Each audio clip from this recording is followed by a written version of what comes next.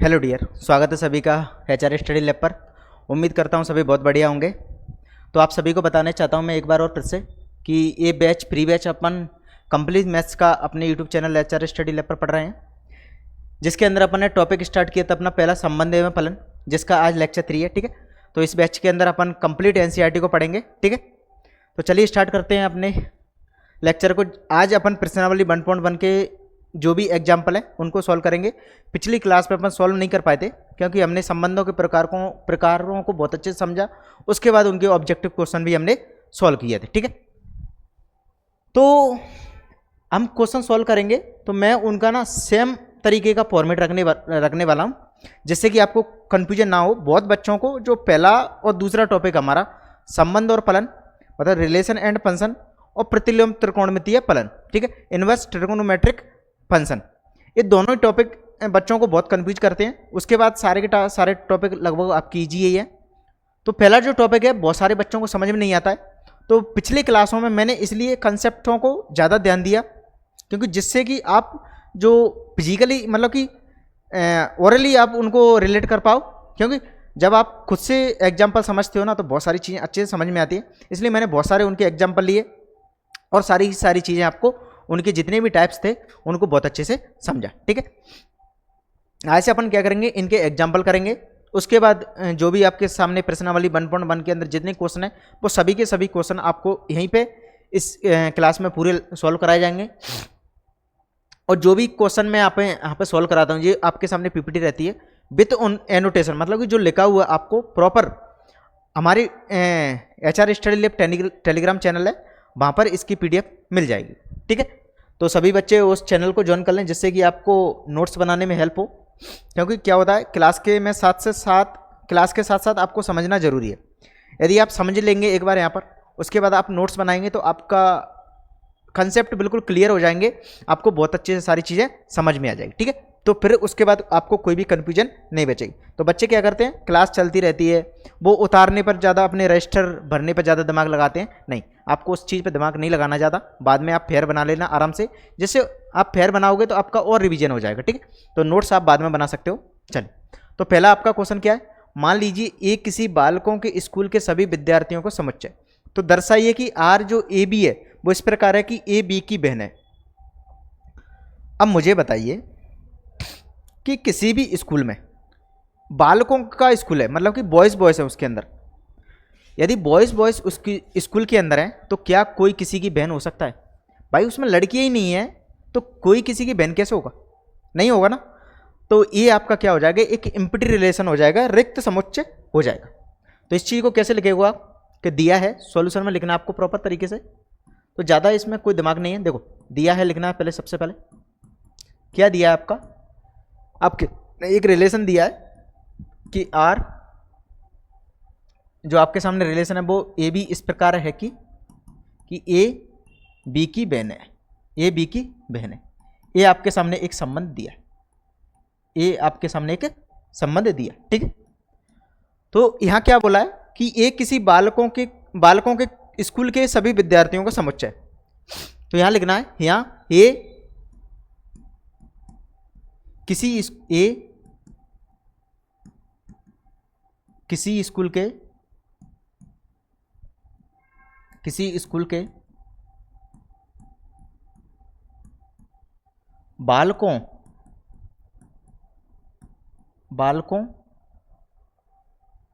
बालकों के सभी विद्यार्थियों का समुच्चय, बालकों के सभी विद्यार्थियों का समुच्चय।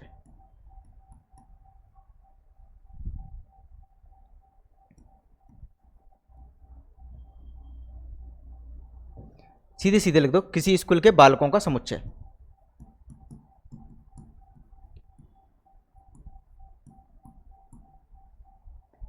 इससे स्पष्ट है कि कोई भी बालक किसी की बहन नहीं हो सकता। इससे स्पष्ट है कि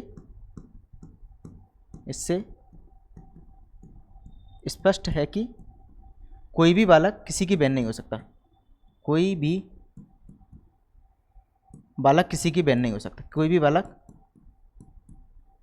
स्कूल का कोई भी बालक किसी की बहन नहीं हो सकता, स्कूल का कोई भी बालक कोई भी बालक किसी की बहन नहीं हो सकता, किसी की, कोई भी बालक किसी की बहन नहीं हो सकता, किसी की बहन नहीं हो सकता, नहीं हो सकता।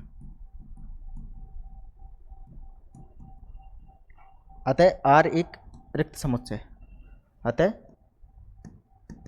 आर बराबर लिख सकते हो आप पाई। तो पाई का मतलब क्या होता है, एक रिक्त समुच्चय है। इतनी बात सभी को समझ में आई। तो ये चीज़ हमने प्रूव कर दी कि आर क्या आपका जो रिलेशन आपका दिया है वो क्या एक रिक्त समुच्चय है, क्योंकि यदि बालकों का समुच्चय उसके अंदर सभी के सभी लड़के हैं तो उसमें कोई किसी की बहन हो ही नहीं सकता, ये तो ऑब्वियसली बात है। अब नेक्स्ट आपके सामने दिया, यहाँ पर 2 क्वेश्चन थे, ठीक है। ये चीज़ यहाँ तक आपकी क्लियर होगी कि प्रदत्त संबंध एक रिक्त समुच्चय, तो हमने निकाल दिया कि हाँ एक रिक्त समुच्चय। आगे दिया आपके सामने एक रिलेशन और दिया आर डैश, उसमें बोला कि ए बी, बोले ए तथा बी की ऊंचाइयों का अंतर 3 मीटर से कम है, 3 मीटर से कम है ए और बी की ऊंचाइयों का अंतर। अब एक चीज़ बताओ, 3 मीटर में क्या होता है, 3 मीटर में आप समझना कि लगभग 1 से 2, जो 1 मीटर होता है उसके अंदर 1-2 मीटर होते हैं ना, 3 मीटर में क्या होता है, हाँ 1-2 मीटर के अंदर आपका होता है वही 3 फीट के करीब, ठीक है। तो जो भी बच्चे आपके स्कूल में होंगे वो हमेशा 3 मीटर से छोटे ही होंगे, क्योंकि 1 मीटर में आपका 3 फीट होता है और 3 मीटर में देखा जाए तो 9 फीट। तो हमेशा बच्चे आपके 1 से 2 फीट के बीच में ही आते हैं, जो भी स्कूल के स्टूडेंट होते हैं वो सभी के सभी 1 से 2 मीटर के बीच में आते हैं, मतलब कि वही 4 से 5 फीट के बच्चे रहते हैं सभी के सभी, 6 मान लो, लेकिन 3 मीटर बोला, 3 मीटर में तो लगभग 9 फीट के करीब हो जाता है। तो इस चीज़ से क्लियर हो गया कि हमेशा 3 मीटर से कम ही होंगे सभी बच्चे, 3 मीटर से कम ही होंगे। तो इस चीज़ को डायरेक्ट भी लिख सकते हो, कोई दिक्कत की बात नहीं। यहाँ पर आप लिखेंगे कि दिया है, नेक्स्ट आपके सामने ए यहाँ पर दिया, ठीक है। इसको थोड़ा और अरेंज कर लेते हैं ठीक से, जिससे कि आपको इसी पेज पर आपका सॉल्व हो जाए।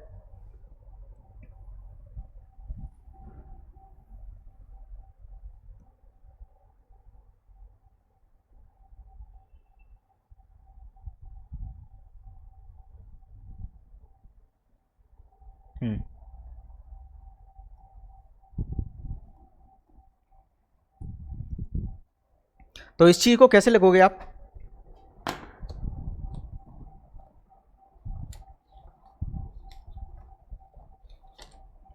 तो इस बात को आप लिखोगे,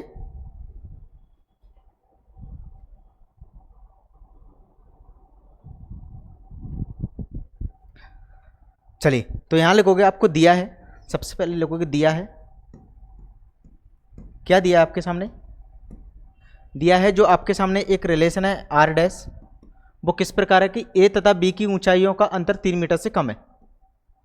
इस चीज को ऐसे लिख सकते हो आप, डायरेक्ट शॉर्ट में लिख देना इस प्रकार के, ए तथा बी की ऊंचाइयों का अंतर, ऊंचाइयों का अंतर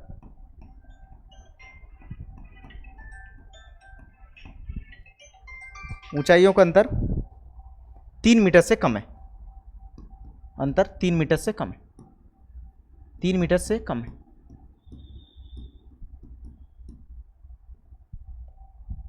तो आप डायरेक्ट यहाँ पर एक लाइन लिख सकते हो कि हम जानते हैं कि किसी भी कोई भी विद्यार्थी होगा उसकी ऊंचाई का अंदर हमेशा 3 से कम ही होगा, 3 मीटर से कम ही होगा।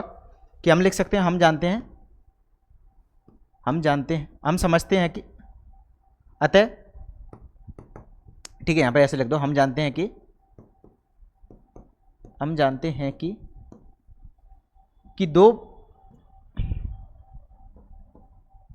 दो विद्यार्थियों की ऊंचाइयों का अंतर हमेशा 3 मीटर से कम ही होता है,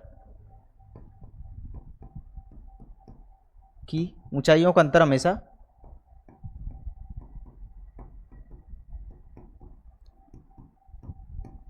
अंतर हमेशा 3 मीटर से कम ही होता है, 3 मीटर से कम ही होता है। अतः आर एक सार्वत्रिक संबंध है, अतः आर डैश एक सार्वत्रिक रिलेशन है, संबंध है, यहां पर लिख सकते हो, ठीक है। तो हम जानते हैं कोई भी दो विद्यार्थी ले लो, उनका जो ऊंचाइयों का अंतर हमेशा 3 मीटर से कम ही मिलेगा, क्योंकि भाई 3 मीटर बहुत हो जाता है, 3 मीटर बहुत हो जाता है। चलिए आगे बढ़िएगा। नेक्स्ट एग्जाम्पल है आपके सामने दूसरा, इसको ध्यान से समझना, ठीक है। अब आपके प्रॉपर क्वेश्चन आते हैं यहां से। मान लीजिए टी किसी समतल में स्थित समस्त त्रिभुजों का एक समुच्चय है। समुच्चय टी आपके सामने दिया कि T1 T2 इस प्रकार है कि T1 T2 के सर्वांग सम है। सर्वांग सम का मतलब क्या है? सर्वांग सम का मतलब कि उसके सभी अंग बराबर हैं, ठीक है। यदि हमने कोई एक ट्रायंगल लिया है, जैसे कि मान के चलो मैंने आपके सामने एक ट्रायंगल लिया ए, अब इसी की फोटो कॉपी कर दूं मैं,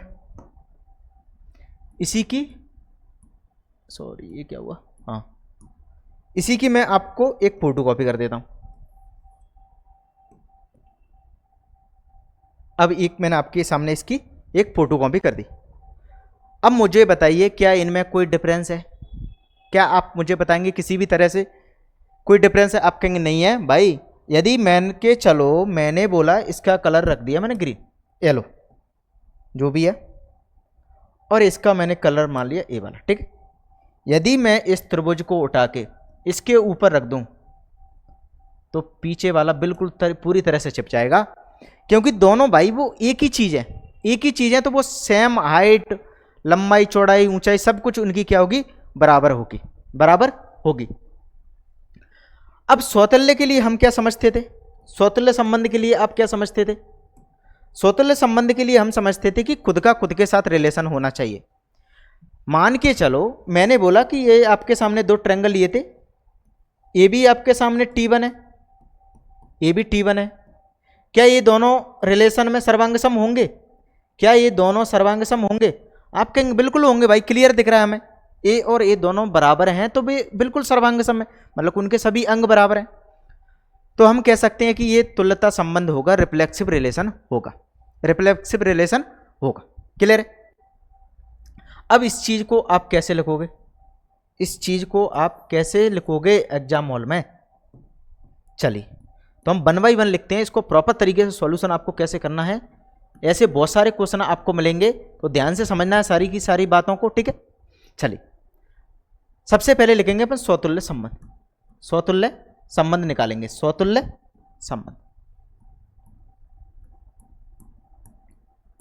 मैं यहां पे एक बार और इंग्लिश में लिख देता हूं आपको, एक बार इंग्लिश में लिखूंगा फिर उसके बाद नहीं लिखेंगे बार बार, ठीक है। इसको इंग्लिश में बोलते हैं reflexive relation, reflexive relation. Clear है? तो इसी तरह आपको प्रॉपर तरीके से एग्जाम हॉल में लिख के आने हैं, ठीक है। चलो तो स्वतुल्य संबंध के लिए आप क्या लिखेंगे? T1 और T2 की बात बोली गई है। दो आपके सामने एलिमेंट है ए और बी, मतलब कि ए और बी यहां पे T1 और T2। तो हमें सिर्फ और सिर्फ मतलब है खुद से मतलब है कि T1 का T1 के साथ रिलेशन, T1 का T1 के साथ रिलेशन। तो यहां लिखेंगे कि T1 T1 के सर्वांग सम होगा, के सर्वांग सम। हाँ एक लाइन उससे पहले लिख देना कि T1, T1 belongs to R। इस चीज का मतलब क्या है ऐसे लिखने का? T1, T1 belongs to R। T1, T1 belongs to R का मतलब है कि T1 का संबंध T1 से है।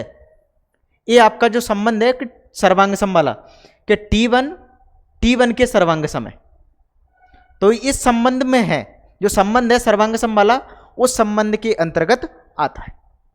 इसका मतलब ये है। तो T1 T1 के बिलोंग्स टू R है, तो इस चीज को ऐसे लिख सकते हैं कि T1 T1 के सर्वांग सम है, T1 T1 के सर्वांग सम है। तो इस संबंध से ये क्या करता है? बिलोंग करता है, बिलोंग करता है, ठीक है। तो हम आगे लिखेंगे अतः जो आपके सामने रिलेशन है R स्वतुल्य संबंध है, स्वतुल्य है, स्वतुल्य है, ठीक है। ये बात हुई स्वतुल्य के लिए। अब बात करेंगे सम्मित। अब लिखेंगे सम्मित, सम्मित, सम्मित संबंध, जिसको इंग्लिश में क्या बोलते हैं? Symmetric relation, symmetric relation, symmetric relation, ठीक है। चलो, सिमेट्रिक रिलेशन, सिमेट्रिक रिलेशन हमारा क्या कहता था, यदि T1 T2 के सर्वांग सम है तो क्या T2 T1 के सर्वांग सम होगा। ये चीज हमारा सम्मित संबंध कहता था कि ए बी, यदि ए बी अवेलेबल है, उपस्थित है, तो बी ए बी होना चाहिए। यदि ए बी है, यदि ए बी रिलेशन में है आपका, बिलोंग्स टू आर है, तो बी ए बी आपका बिलोंग्स टू आर होना चाहिए, बिलोंग्स टू आर होना चाहिए, ठीक है। अब ये सर्वांग सम, जैसे कि मैंने आपके सामने दो त्रिभुज लिए ए और बी, इसको नाम दिया मैंने ए, इसको नाम दिया मैंने ए, और सेम इसी तरह का मैंने एक दूसरा और लिया, बिल्कुल सेम, कोई भी चीज अलग नहीं है, इसको नाम दे दिया मैंने बी। क्या नाम देने से ये बदल जाएंगे? क्या नाम देने से इनकी अंग, ऊंचाई, लंबाई, चौड़ाई कुछ बदल जाएगी? आप कहेंगे नहीं बदलेगी भाई, नाम से क्या होगा, वो सेम ही चीज है, सिर्फ और सिर्फ इसकी फोटो कॉपी है। क्या है? इसकी फोटो कॉपी है। तो इस चीज को अपन मान लें कि ए बी के सर्वांग सम है, ये हमने मान लिया कि ए बी के सर्वांग सम है। यदि ए इसके सर्वांग सम है तो हम 100% कह सकते हैं कि बी ए के भी सर्वांग सम होगा। यदि ए बी के सर्वांग सम है तो बी ए के सर्वांग सम होगा, क्योंकि दोनों एक दूसरे की फोटोकॉपी है। तो इसी की साइड से बोलो या उसकी साइड से बोलो, बात बराबर है, बात बराबर है। समझ में है सभी को बात? चलो, तो यहां लिखेंगे माना T1, T2 belongs to are, माना T1, T2 belongs to are. इसका मतलब क्या है? इसका मतलब ये है बच्चों कि T1 T2 का सर्वांग सम है। इस चीज को यहां पर लिखना है कि T1 T2 के सर्वांग सम है। T1 T2 के सर्वांग सम है, तो इस चीज को 100% अपन ये भी कह सकते हैं कि T2 भी T1 के सर्वांग सम होगा, T2 भी T1 के सर्वांग सम होगा।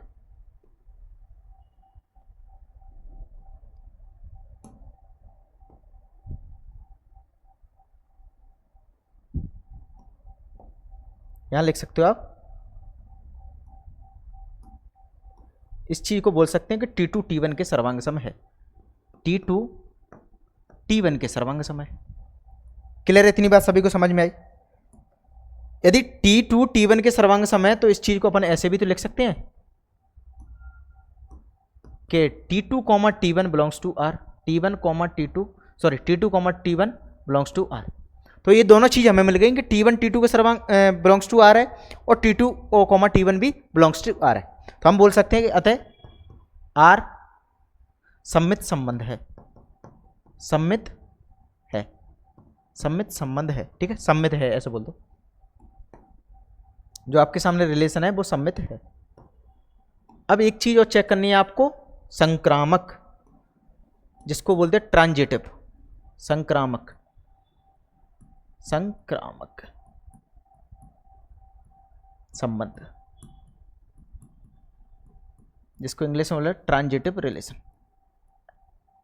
Transitive relation.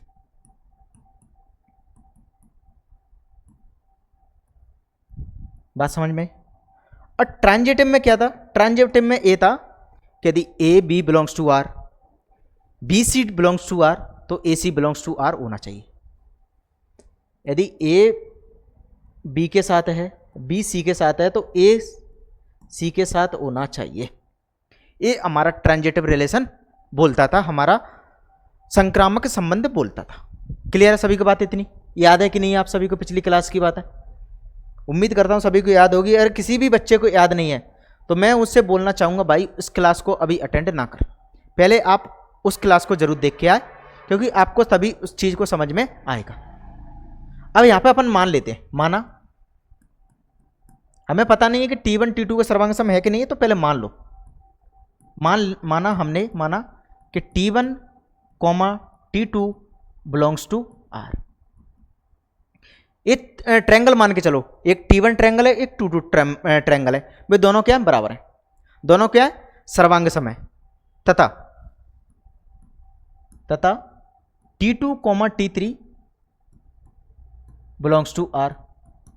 इसका मतलब क्या है कि T2 और T3 भी क्या बराबर है। इसका मतलब हुआ T1 भी बराबर है, T2 भी बराबर है और T3 भी बराबर है। तो 100% कह सकते हैं कि T1 और T3 भी बराबर होंगे, बराबर होंगे। क्लियर। तो इस चीज को ऐसे लिखोगे, इस चीज को ऐसे लिखोगे T1 T2 के सर्वांग सम है। तो यहां से डायरेक्ट कॉपी कर सकते हो अपन।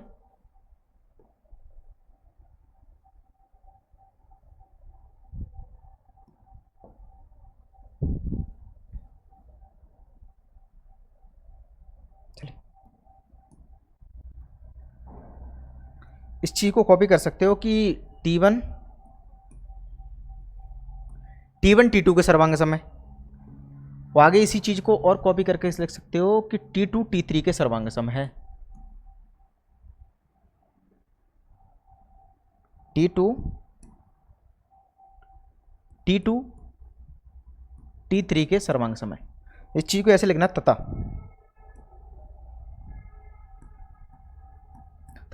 T1 T2 के सर्वांग सम है तथा T2 T3 के सर्वांग सम है। तो हम इस चीज को ऐसे क्लियर बोल सकते हैं कि T1 T3 के सर्वांग सम होगा, T1 T3 के सर्वांग सम होगा, सर्वांग सम होगा, होगा होगा तो लिख दो आप डायरेक्ट कि T1, T3 belongs to R, belongs to R. ठीक है। अतः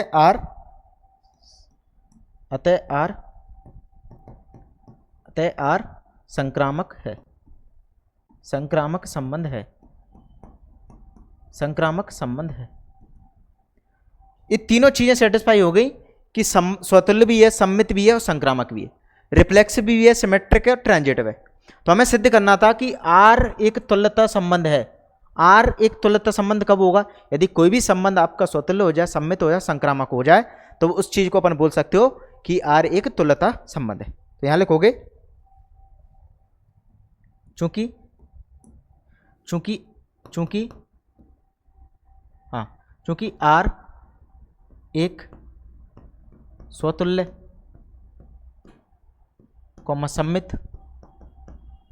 सम्मित तथा संक्रामक संबंध है, संक्रामक संबंध है, इसलिए आर एक तुल्यता संबंध है, आर एक तुल्यता संबंध है, इक्विवेलेंस रिलेशन है। आर एक क्या है? इक्विवेलेंस रिलेशन है। तो ये इसका प्रॉपर सॉल्यूशन हुआ। ठीक है भाई, तो आपको इसी तरह एग्जाम में लिख के आना। क्लियर है? बात समझ में है सभी को? तो हम सभी क्वेश्चन में इसी तरह का फॉर्मेट सेम तरीके का रखने वाले हैं कि हम एक एक तरीके से चेक करेंगे पहले कि एक्चुअल में है क्या नहीं है। स्वतुल्य भी चेक करेंगे, सम्मित भी चेक करेंगे, संक्रामक भी चेक करेंगे। तो आप बाद में भी नोट कर सकते हो। ठीक है, इसकी पीडीएफ आपको टेलीग्राम चैनल पर मिल जाएगी। नेक्स्ट क्वेश्चन पे आइएगा, क्योंकि यदि मैं आपको यहाँ पे नोट करने का टाइम दूंगा तो अपन प्रश्नावली को सॉल्व करने में बहुत ज़्यादा टाइम लगाएंगे। इसलिए आप सभी को क्या करना है, पीडीएफ से इसको नोट कर सकते हो। और इसके अलावा यदि आप साथ ही साथ नोट करना चाहते हो तो नोट कर लीजिए, नहीं तो बाद में क्लास को एक बार फिर से देख लेना और वहाँ से नोट कर सकते हो। ठीक है।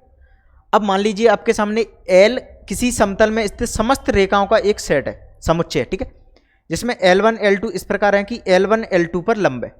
तो समुच्चय L जो आपके सामने दिया लाइनों का, हमें बताएं, सिद्ध कीजिए कि R सम्मित है किंतु ना तो स्वतुल्य ना संक्रामक है। हमें सिद्ध करके बताना है, सिर्फ उससे सम्मित निकलेगा, ना स्वतुल्य निकलेगा, ना संक्रामक निकलेगा। क्लियर है? चलो सबसे पहले समझिए स्वतुल्य। ठीक है, एक सेकंड।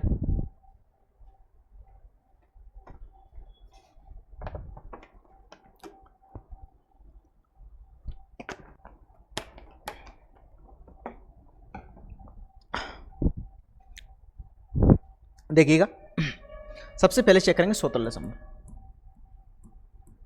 स्वतुल्य संबंध। ठीक है, इस चीज को अपन इंग्लिश में बोलेंगे रिफ्लेक्सिव रिलेशन। देखो, अब मैंने आपके सामने एक लाइन ली, L1 मैंने एक रेखा ली आपके सामने। ठीक है, अब मुझे बताइए कि L1 के ऊपर लंब होगी। लंब का मतलब क्या होता है? लंब का मतलब कि जैसे कि ये लाइन है, ये लाइन है, तो ए लाइन इसके ऊपर लंब है, ए लाइन इसके ऊपर लंब है, और यहाँ भी बोल सकते हैं ए इसके ऊपर लंब है। मतलब कि दो रेखाएं जब मिलती हैं तो वो 90 डिग्री का एंगल बनाती हैं, तो वो एक दूसरे के ऊपर लंब होती हैं। बात समझ में है सभी को? तो वो क्या होती है बच्चों, एक दूसरे के ऊपर लंब होती हैं। एक रेखा कभी भी किसी को खुद के ऊपर लंब नहीं होती है, कोई भी एक रेखा कभी भी खुद के ऊपर लंब नहीं होती है। खुद के ऊपर लंब नहीं होती है तो ये तो बात क्लियर हो गई कि सममित स्वतुल्य नहीं है, स्वतुल्य आपका नहीं है। तो आप यहाँ पे लिखोगे कि L1 L1 पर लंब नहीं है, L1 L1 पर लंब नहीं है, L1 L1 पर लंब नहीं। ठीक है, तो इस चीज को ऐसे लिख सकते हो।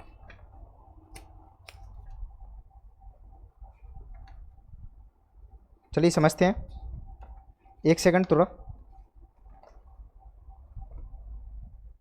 ठीक है, चलो तो यहां लिखेंगे L1 L1 पर लंब नहीं है, L1 L1 पर लंब नहीं हो सकती, लंब नहीं हो सकती, नहीं हो सकती। कभी एक रेखा कभी भी खुद के ऊपर लंब नहीं हो सकती। इस चीज को ऐसे लिख सकते हो कि L1 L1 does not belongs to R। मतलब कि इस संबंध में नहीं है कि वो लंब वाले, जो लंब का संबंध यहाँ पे दिया है कि लंब होना चाहिए, लंब होना चाहिए, L1 L2 एक लंब होना चाहिए, तो ये क्या हुआ, बिलोंग्स टू R नहीं है, मतलब कि इस संबंध से नहीं है। तो आगे लिख सकते हो कि R स्वतुल्य नहीं है, R स्वतुल्य नहीं है, स्वतुल्य नहीं। अब चेक करो सममित, अब चेक करना है आपको सममित। तो A, चलो B नाम दे देता हूं इसको, B पे चेक करना है आपको सममित, सिमेट्रिक रिलेशन। ठीक है, तो यहां ये पहले समझिएगा ध्यान से। देखो, एक रेखा मैंने आपके सामने खींची, इसको नाम दिया मैंने L1। एक दूसरी रेखा मैंने यहां पे खींची, ये मैंने इसके सामने एक दूसरी रेखा खींची L2। क्या L2 L1 पर लंब है? आप कहेंगे बिल्कुल है, बिल्कुल है भाई, क्लियर दिख रहा है हमें, L2 L1 पर लंब है।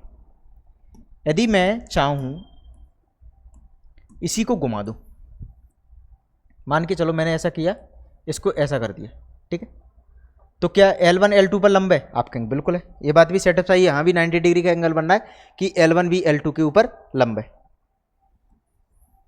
क्लियर है सभी को, बात समझ में आई? तो यहां से एक चीज क्लियर हो गई हमारी कि L1 भी L2 के ऊपर लंब है और L2 भी L1 के ऊपर लंब है। लंब है कि नहीं है?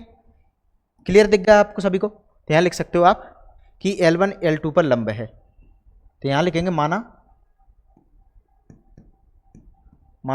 L1 L2 belongs to R, मतलब कि L1 L2 के इस संबंध में है।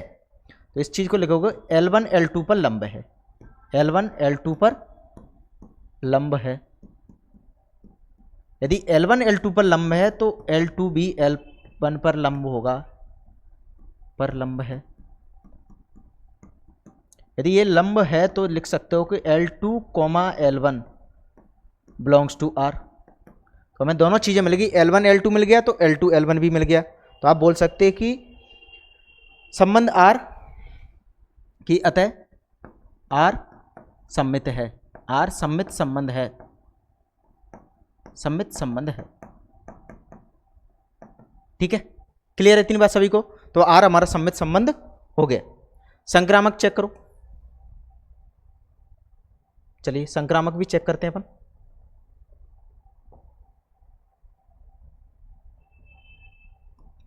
संक्रामक रिलेशन, संक्रामक संबंध।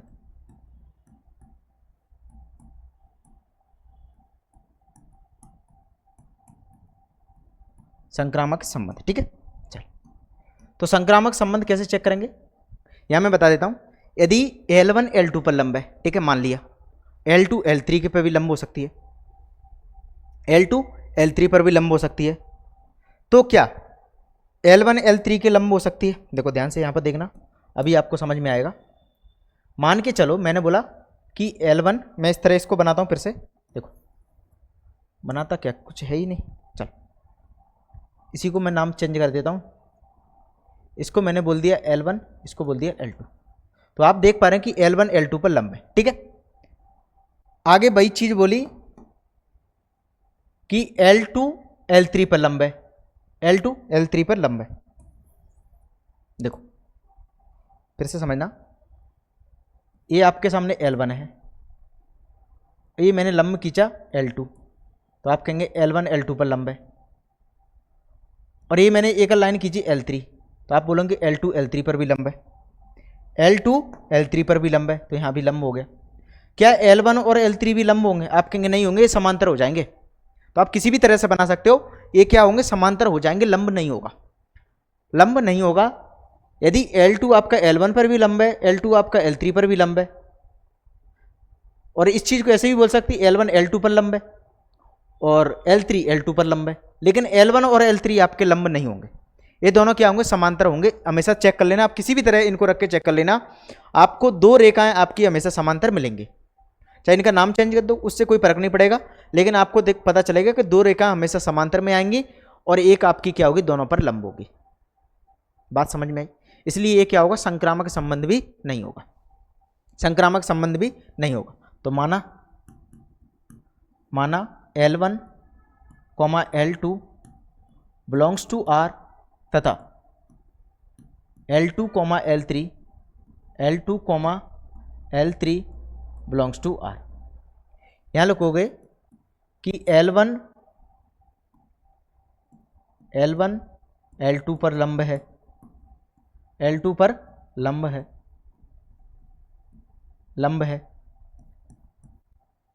L2 L3 पर लंब है, L3 पर लंब है, L2 L3 पर लंब है। ठीक है, तो आगे आप लिख सकते हो, कि L1 L3 के समांतर है, L1 L3 के समांतर है,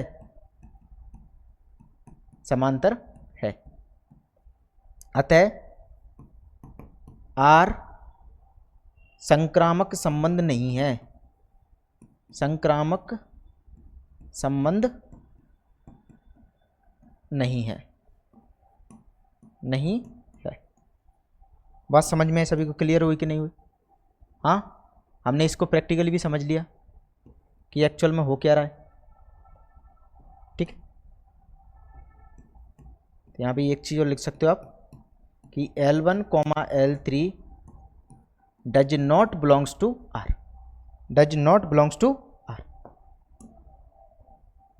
तो इस चीज को अपन ने सिद्ध कर लिया कि जो आपके सामने रिलेशन है वो सम्मित है सिर्फ और सिर्फ संक्रामक और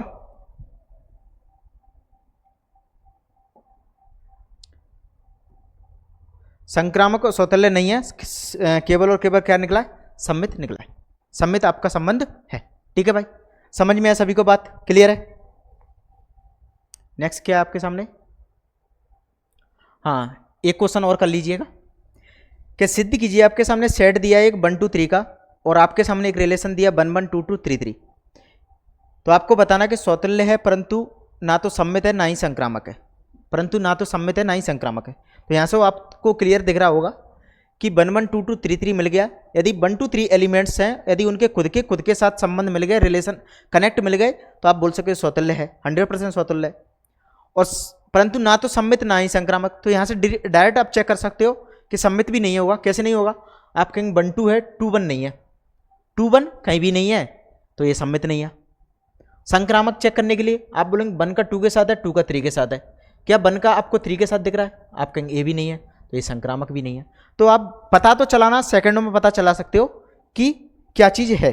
ठीक है भाई, अब लिखने का तरीका क्या होता है वो मैं आपको बताता हूं कि आपको किस तरह एग्जाम हॉल में लिख के आना।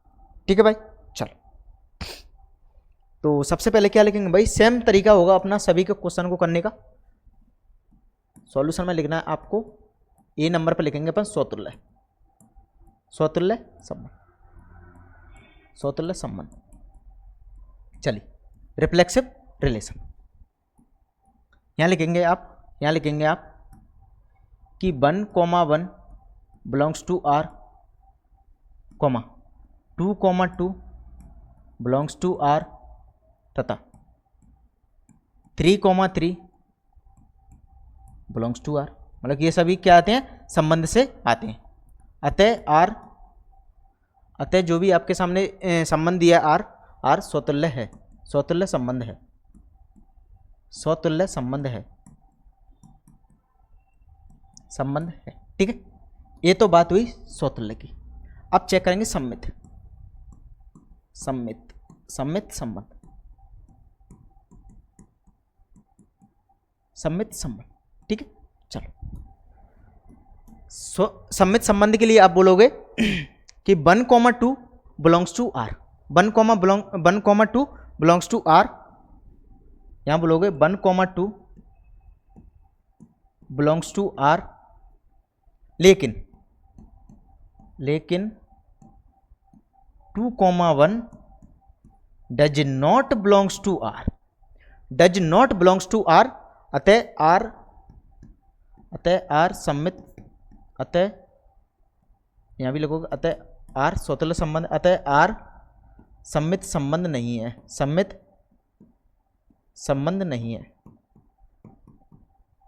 संबंध नहीं है। इतनी बात सभी को समझ में आई। अब नेक्स्ट चेक कीजिए संक्रामक संबंध, संक्रामक रिलेशन। ठीक है, चल संक्रामक संबंध, ट्रांजिटिव रिलेशन। ट्रांजिटिव रिलेशन में आप कैसे लिखोगे कि 1,2 belongs to R, 1,2 belongs to R तथा 2,3 बिलोंग्स टू आर, लेकिन 1,3 does not belongs to R, does not belongs to R. अतः आर संक्रामक संबंध नहीं है, संक्रामक संबंध नहीं है। क्लियर हुई बात? तो ये चीज आपकी यहां पे प्रूफ होती है कि आपका जो संबंध है स्वतुल्य, केवल सम्मित और संक्रामक नहीं है। वही चीज हमें सिद्ध करना था कि संबंध आपका स्वतुल्य है परंतु सम्मित और संक्रामक नहीं है। इतनी बात सभी बच्चों को समझ में आई कि नहीं है? उम्मीद करता हूं सभी को बात समझ में आ गई। ठीक है भाई, तो आज के लिए इतना ही रहने देते हैं। ठीक है, तो नेक्स्ट क्लास से अपन अपनी क्लास को आगे बढ़ाते हैं। तो आज के लिए इतना ही। तो सभी को राम राम, जय हिंद, जय भारत।